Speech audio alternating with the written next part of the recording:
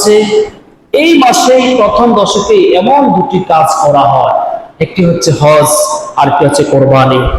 দুইটি মহা গুরুত্বপূর্ণ ইবাদত, দুইটি মহা গুরুত্বপূর্ণ আমল করা হয়, কাজ করা হয় এই প্রথম দশকে। এই জিলহজ মাস আমার আপনার মাঝে আগমন করতেছে।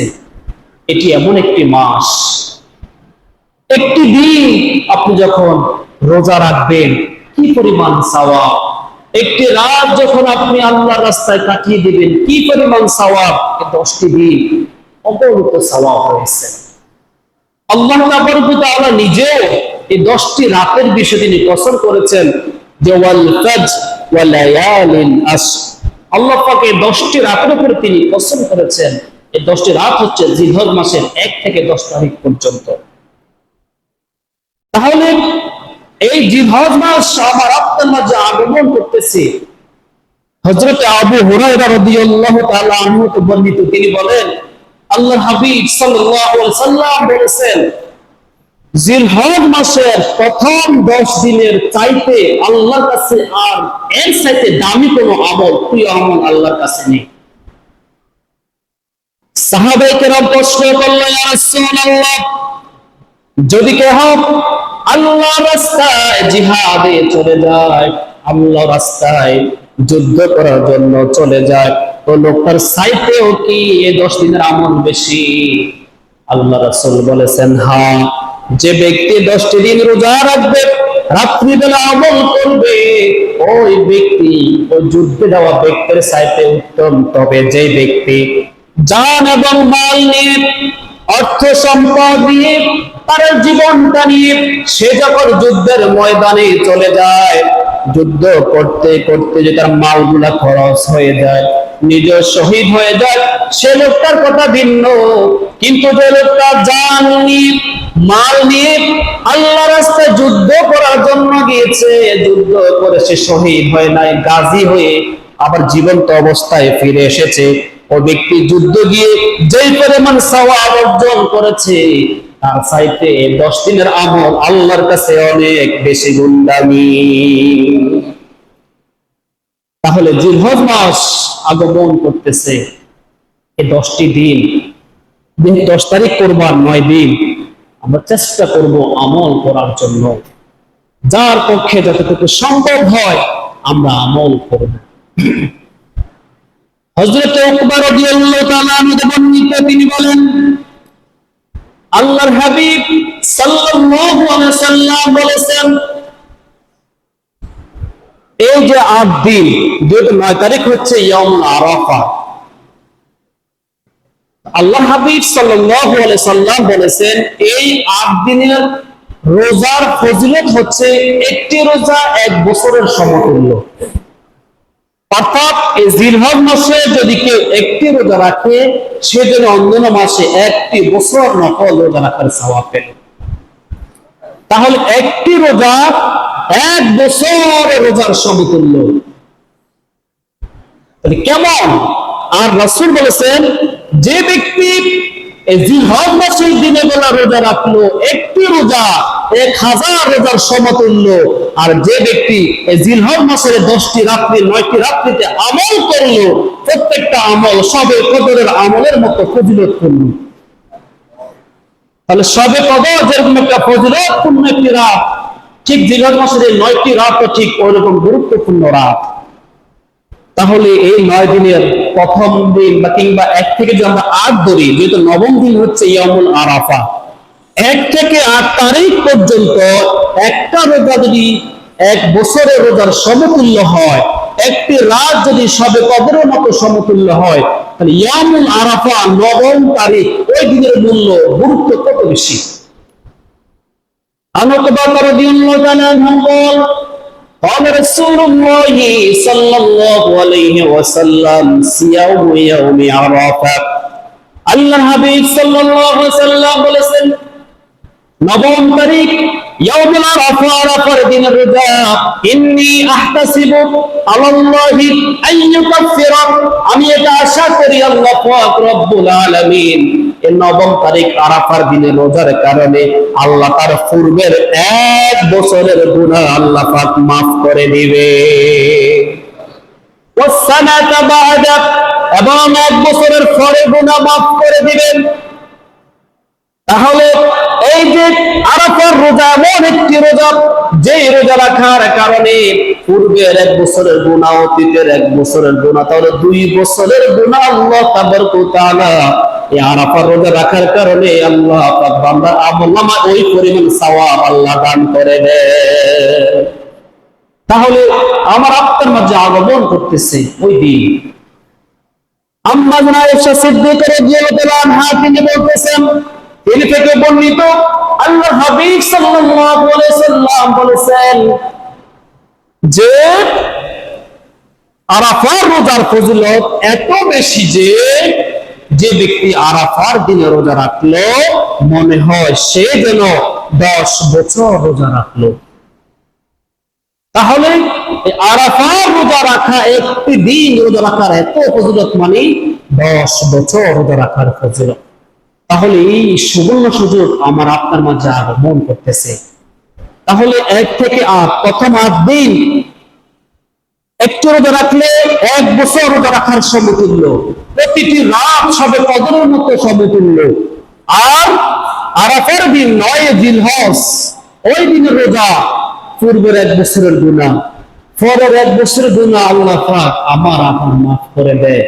তাহলে দেখেন যে সুবর্ণময় একটি মাস আমার আপনার মাঝে আগমন করতেছে।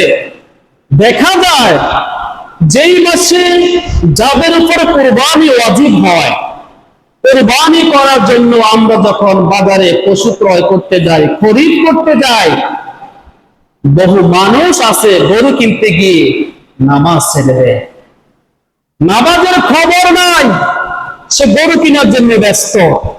এমনও বহু মুসলমান রয়েছে গরু কাটতে গিয়ে, গোশতগুলো করতে গিয়ে তার নামাজ চলে গেছে, কিন্তু সে গরু কাটতেই আছে। এমনও মুসলমান রয়েছে গোশত বিলাইতে বিলাইতে, ভাগ বন্টন করতে করতে তার নামাজ চলে যাচ্ছে, তার খবর নাই। যেহেতু প্রথম 8টি দিন একটি দিনের রোজা 1 বছর রোজার সমতুল্য, প্রতিটি রাত সবে কদরের মতো সমতুল্য। আমার আপনার হায়াত যদি 70-80 বছর জিন্দেগি হায়াত পায়, প্রত্যেকটা দিন যদি এরকম সমতুল্য হয় যে একটি দিন আমার 1 বছর রোজার সমতুল্য, প্রত্যেকটি রাত সবে কদরের মতো সমতুল্য, যে পরিমাণ দিন পেয়েছি, যে পরিমাণ রাত পেয়েছি, প্রত্যেকটা দিন যদি আরাফার দিন হয়, প্রত্যেকটি রাত যদি সবে কদর রাত হয়, এই পরিমাণ আমল করার পরেও যদি 1 ওয়াক্ত নামাজ ছেড়ে দিই, এই 1 ওয়াক্ত নামাজের কাফারা কখনো আদায় হবে না। কুরবানি ওয়াজিব হয়েছে, পশু ক্রয় করতে গিয়েছি কিংবা বিক্রি করতে গিয়েছি, কিন্তু নামাজের খবর নেই। যখনই বলা হয় ভাই নামাজটা করেন, ও গায়ের মধ্যে ময়লা লেগেছে, গরুর প্রস্রাব লেগেছে, গরুর পায়খানা লেগেছে, আপনি বিভিন্ন অজুহাত দিয়ে এখান থেকে সরে যান। না, আপনার জিন্দেগি যদি প্রতিটি রাত কদরের মতো হয়, প্রতিটি রাত আরাফার মতো ফজিলতপূর্ণ হয়, এ সারা বছর আমল করলেও 1 ওয়াক্ত নামাজের কাফারা আদায় হবে না, হবে না, হবে না। এই যে সাবধান, যখন আমরা পশুগুলো ক্রয় করতে যাব বা পশু বিক্রি করতে যাব, আমার আমল নামা থেকে যেন 1 ওয়াক্ত নামাজ ছুটে না যায়। কুরবানির দিন গোশত কাটতে কাটতে আসর মাগরিব হয়ে যায়, আমার জোহর নামাজের খবর নাই, আমার আসর নামাজের খবর নাই, অথচ সামান্য কুরবানি হচ্ছে ওয়াজিব, কিন্তু নামাজ হচ্ছে ফরজে আইন। আপনার এই ওয়াজিবের কারণে আপনি ফরজ তরক করলেন। কুরবানি বছরে 1 দিন নামাজ দৈনন্দিন 5 বার আমার আপনার জন্য আল্লাহ ফরজ করে দিয়েছেন। এই জন্য সম্মানিত সুধী, এটা আমার আপনার খুব খেয়াল রাখতে হবে যে আমল নামা থেকে যেন আমার একটি দিন গরু ক্রয় করতে গিয়ে, গোশত কাটতে গিয়ে, গোশত বিলাইতে গিয়ে যেন আমার জীবন থেকে, হায়াত থেকে 1 ওয়াক্ত নামাজ ছুটে না যায়। আমরা চেষ্টা করব এই 8-9 দিন যদি পারি সম্পূর্ণ রোজাগুলি রাখবো, যদি না পারি কিছু রোজা রাখবো, রাত্রিবেলা আমল করবো। মহা সৌজন্য, মহা গুরুত্বপূর্ণ রাত, মহা গুরুত্বপূর্ণ দিন, এই রোজাগুলি রাখার সকলে চেষ্টা করবেন। আম্মা জানা আয়েশা সিদ্দিকা এবং অন্যান্য স্ত্রীরা বলেছেন যে আল্লাহর হাবিব সাল্লাল্লাহু আলাইহি ওয়াসাল্লামের জীবন থেকে 4টি আমল তিনি কখনোই ছাড়তেন না, তার মধ্যে একটি হচ্ছে জিলহজ মাসের রোজা। এই জন্য চেষ্টা করবো আমরা যতটুকু সম্ভব হয়, হয়তো এমন হতে পারে আজকে চাঁদ উঠতে পারে, আজকে 29 তারিখ, আজকে চাঁদ উঠে আগামীকাল থেকে জিলহজ শুরু হবে, আগামীকাল থেকে চাঁদ উঠে আগামী পরশু থেকে শুরু হবে। খেয়াল রাখবেন, আমল করার চেষ্টা করবেন, কারণ এমন হতে পারে এই জিলহজ মাসটা আমার আপনার জন্য জীবনে শেষ হয়ে যেতে পারে, বা এই কোরবানি আমার আপনার জন্য জীবনে শেষ কোরবান হয়ে যেতে পারে। আমার প্রত্যেকটা দিনকে জীবনের শেষ দিন মনে করে আমাকে আপনাকে আমল করতে হবে। এরপর সম্মানিত শরীফ, আমরা যখন কোরবানি করতে যাই, আল্লাহ তাবারক ওয়া তাআলা যাদের উপর সামর্থ্য দিয়েছেন, যাদের সামর্থ্য আছে, তাদের উপর আল্লাহ পাক কোরবানিকে ওয়াজিব করেছেন। দেখা যায় কোরবানিকে কেন্দ্র করে আজকে আমরা অনেকেই হালালটাকে হারাম করে ফেলি, হারামটাকে হালাল করে ফেলি। তাহলে কোরবানির নিছক উদ্দেশ্যই হচ্ছে আল্লাহ পাক এই কোরবানির মাধ্যমে আমার আপনার জন্য কলবটাকে পরীক্ষা করতেছেন, অন্তরটাকে পরীক্ষা করতেছেন। বান্দার কোন উদ্দেশ্যে কোরবানি দিচ্ছে, সে কি সত্যি আমি আল্লাহ সন্তুষ্টির জন্য কোরবানি দিচ্ছে? যেরকম হাবিল এবং কাবিল, তারা দুটি ভাই কোরবানি দিয়েছিল, একজনের কোরবানি আল্লাহ কবুল করেছেন, আরেকজনের কোরবানি আল্লাহ কবুল করে নাই। যার নিয়তটা সঠিক ছিল আল্লাহ পাক তার কোরবানিটাই কবুল করেছেন, যার নিয়তের মধ্যে গরমিল ছিল, যার নিয়তটাই ছিল সমস্যা, আল্লাহ পাক তার কোরবানিটা কবুল করে নাই। আমি আপনি কোরবানি দিচ্ছি, অনেক টাকা খরচ করতেছি, যদি নিয়তের মধ্যে গরমিল থাকে, সমস্যা থাকে, কিংবা কোনো শরীকের মধ্যে সমস্যা থাকে, তাহলে প্রত্যেকের কোরবানিটা বাতিল হয়ে যাবে। এই জন্য খুব সাবধান। যে পরিমাণ সম্পদ থাকলে আমার আপনার উপর যাকাত ফরজ হয়, 7.5 ভরি স্বর্ণ অথবা 52.5 তোলা রৌপ্য, এই পরিমাণ সম্পদ যদি জিলহজ মাসের 3 দিন 10, 11 এবং 12, এই 3 দিনের মধ্যে যদি কাহার কাছে এই পরিমাণ সম্পদ থাকে, তার উপরে কোরবানি করা উচিত। আবার কেউ কেউ বলেছেন, যদি কোরবানির বেলায় রৌপ্যর যা নেশাবটা ধর্তব্য হবে যে 52.5 তোলা রূপা। অনেকে আবার বলেছেন যে বর্তমানে কত টাকা থাকলে একজন ব্যক্তির কাছে তার পরিবারের ভরণ পোষণ, পরিবারে যতটুকু পরিমাণ ভরণ পোষণ লাগে, এই পরিমাণ রাখার পরে কি পরিমাণ টাকা তার কাছে মজুদ থাকলে কোরবানি ওয়াজিব হয়। এই বিষয়ে অনেক উলামায়ে কেরাম অনেকভাবে বলেছেন। কেউ বলেছেন বর্তমান বাজারে 60 থেকে 70 হাজার, আবার কেউ বলেছেন 50,000, আবার কেউ বলেছেন যে পরিবারের ভরণ পোষণ দেওয়ার পরে যদি তার কাছে একটা বকরি কেনার মতো টাকা থাকে, তার উপরে কোরবানি করা ওয়াজিব। দেখা যায় আমাদের মধ্যে এমন কিছু মানুষ আছে তারা চাকরিজীবী, সে কি করে বাবাকে 10,000 টাকা দিয়ে দেয় যে আব্বা আপনি কোরবানি দিয়ে দেন, বাবার নামে কোরবানি দিচ্ছে। খুব খেয়াল করবেন, এটা আমাদের না জানার কারণে ভুলটা হয়ে থাকে। ছেলে বাবাকে টাকা দিয়েছে কোরবানি দেওয়ার জন্য, এখন বাবা কি করছেন, ওই 4 জন 3 জন সবার থেকে টাকা এনে বাবার নামে কোরবানি দিয়েছে।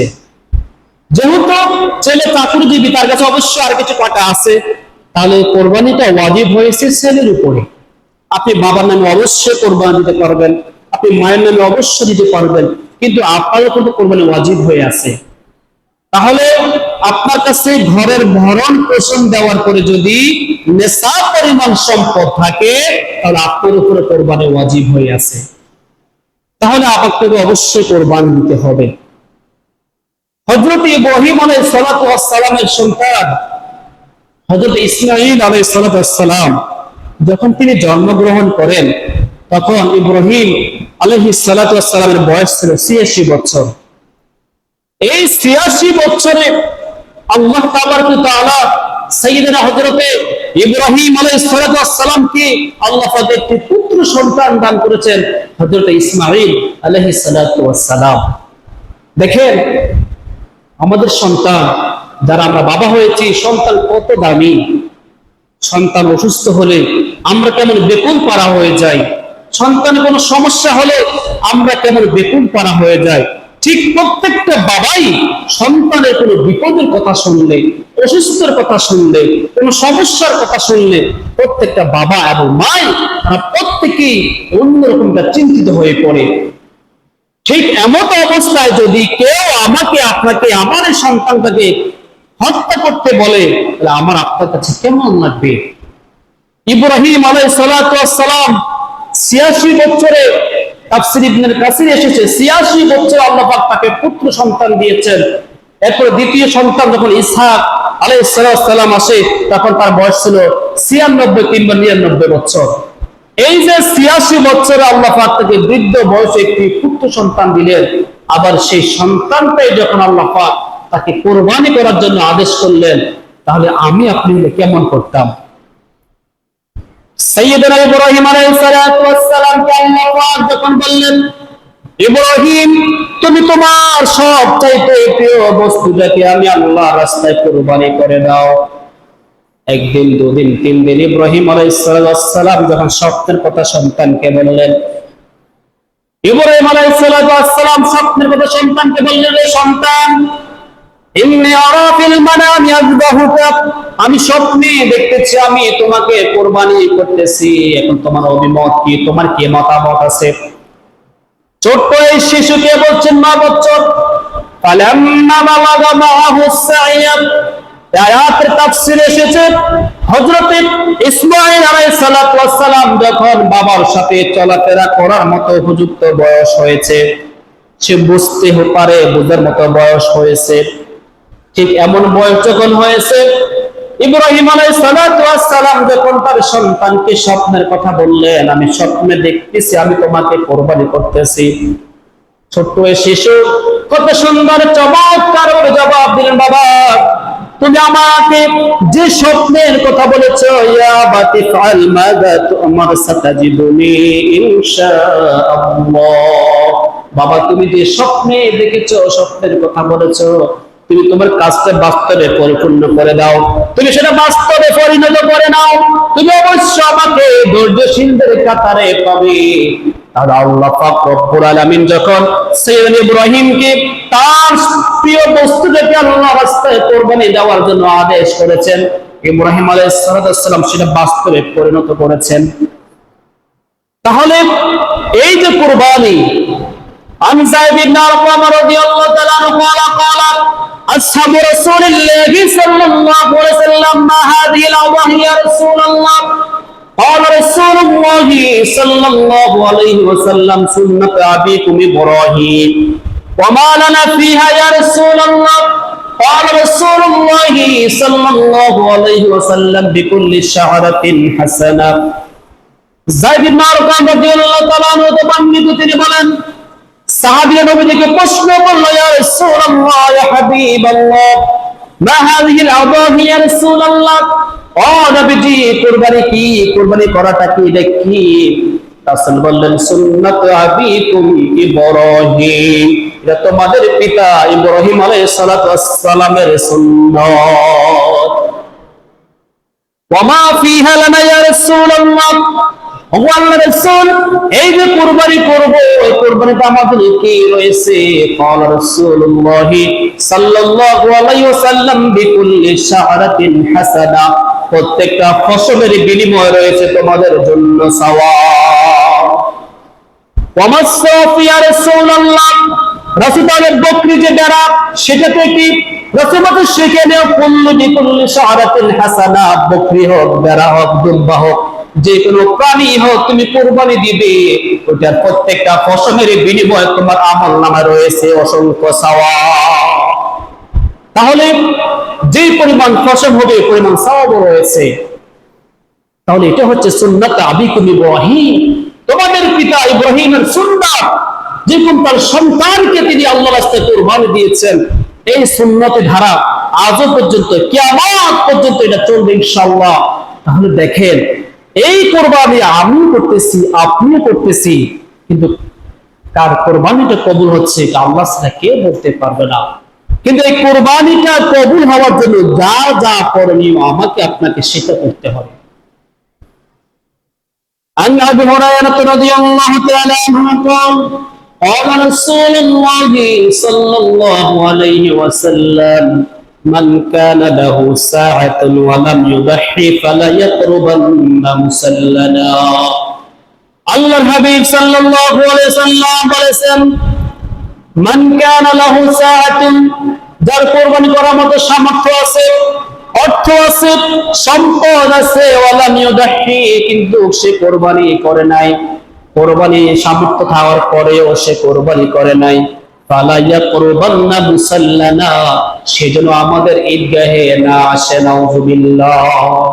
আসল কত বড় কথা বলেছেন যে যে ব্যক্তির উপর কোরবানি ওয়াজিব হয়েছে, কোরবানি করার মতো তার সামর্থ্য আছে, সম্পদ আছে, অর্থ আছে, করি আছে, থাকার পরেও যদি সে কোরবানি না দেয়, কোরবানি না করে, সে যেন ঈদগাহে, ঈদের মাঠে, ঈদের জামাতে যেন শরীক না হয়।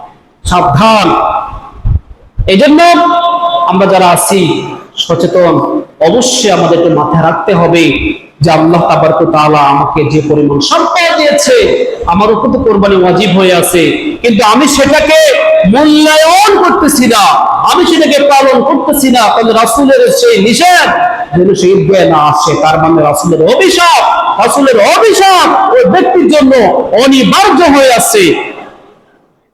সম্মানিত শরীফ, আল্লাহ তাবারক ওয়া তাআলা আমার উপর, আপনার উপর যে কুরবানি ওয়াজিব করেছেন, এখন এই কুরবানি করব, অবশ্যই করব। আল্লাহ তাবারক ওয়া তাআলা বলেছেন যে ইন্না আ'তাইনাকাল কাউসার ফাসাল্লি লিরাব্বিকা ওয়ানহার, ফাসাল্লি লিরাব্বিকা ওয়ানহার, আপনি নামাজ পড়ুন আপনার রবের জন্য এবং কুরবানি করুন। এই যে হজের মৌসুম শুরু হয়েছে, কত লক্ষ লক্ষ মানুষ পৃথিবীর বিভিন্ন দেশ থেকে যে মক্কা শরীফে গিয়ে হাজিরা হচ্ছে, তারা যেদিন কুরবানি করবে, দেখেন কত লক্ষ লক্ষ মানুষ মক্কাতে জড়ো হচ্ছে, তারাও তো কুরবানি দিবে। আল্লাহ তাবারক ওয়া তাআলা মক্কাতে কি পরিমাণ বরকত তিনি নাজিল করে দিয়েছেন, যতগুলো মানুষ কুরবানি দিচ্ছে, এতগুলো মানুষ এক একজন এক একটি বকরি কোরবানি দিচ্ছে কিংবা ভেড়া কোরবানি দিচ্ছে, কিন্তু এখনো পর্যন্ত এমন কথা আসে নাই যে মক্কাতে কোনো জিনিসের অভাব পড়েছে কিংবা কোনো বকরির অভাব পড়েছে বা কোনো ভেড়ার অভাব পড়েছে। এই জমিনের মধ্যে দেখেন, এই পৃথিবীর মধ্যে একটা কুকুর একসাথে 8, 10, 12টা বাচ্চা দেয়, দেখা যায় বছর শেষে একটা বাচ্চা খুঁজে পাওয়া বড় মুশকিল। আর একটা গরু বছরে একটাই বাচ্চা দেয়, তারপরে দেখা যায় বছর শেষে কোরবানির দিনে কত লক্ষ পরিমাণ পশু জবে হচ্ছে।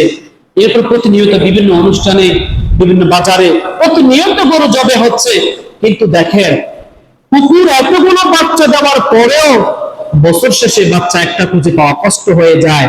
কিন্তু যেই গরুগুলো, যে গাভীগুলো বছরে একটি বাচ্চা দেয়, প্রতি একটি দিন এত পরিমাণ বকরি কিংবা পশু জবে হওয়ার পরেও দেখেন আমাদের দেশে কোনো পশুর অভাব নেই। কারণ হালাল যেটা, এটা আল্লাহ পাকে আমার আপনার জন্য ব্যবস্থা করে দিচ্ছেন। হালাল হালালি আর হারাম হারামি। ভালো অবশ্যই ভালো আর খারাপ অবশ্যই খারাপ।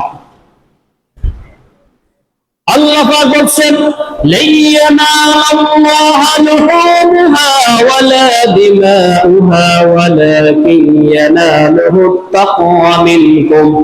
তোমরা যখন পশুগুলো জবে করো, যার সামর্থ্য যেটা আছে, কেউ বকরি দিবে, কেউ ভেড়া দিবে, কেউ গরু দিবে, যে যেটা দিয়ে কোরবানি দেয়, যেগুলো দিয়ে জায়েজ, যার যতটুকু সামর্থ্য আছে যে পরিমাণ পশু দিয়ে কোরবানি দিবে।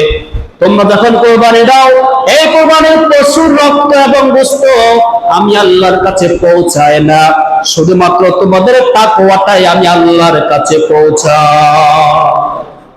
তুমি কোরবানি দিচ্ছ কি মানুষকে দেখানোর উদ্দেশ্যে, নাকি সমাজ থেকে বাঁচার উদ্দেশ্যে, নাকি আমার সন্তানগুলো মানুষের দরজার সামনে দাঁড়িয়ে থাকবে, আমার খারাপ লাগবে, ওই উদ্দেশ্যে তুমি কোরবানি দিচ্ছ?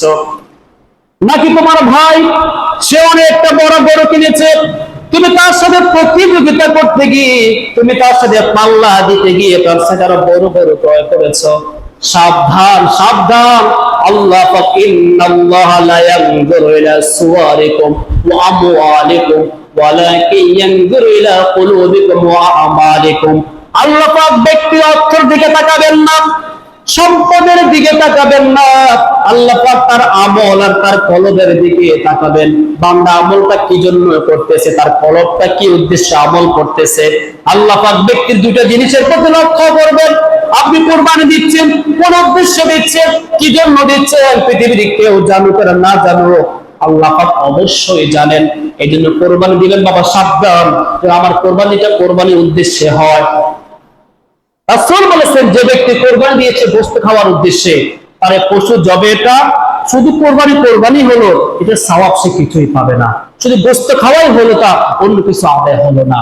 এই জন্য আমার ভাই কত দিয়ে কিনেছে, সে কত লক্ষ টাকা দিয়ে কিনেছে, সেটা আমার দরকার নেই। আমি আল্লাহ সন্তুষ্টির জন্য, আমি আল্লাহর ওয়াস্তে কুল ইন্না সালাতি ওয়া নুসুকি ওয়া মাহইয়ায়া ওয়া মামাতি লিল্লাহি রাব্বিল আলামিন, আমার জীবন মরণ কুরবান হল যাবতীয় আমল আমি একমাত্র আল্লাহর সন্তুষ্টির জন্য করতে হবে।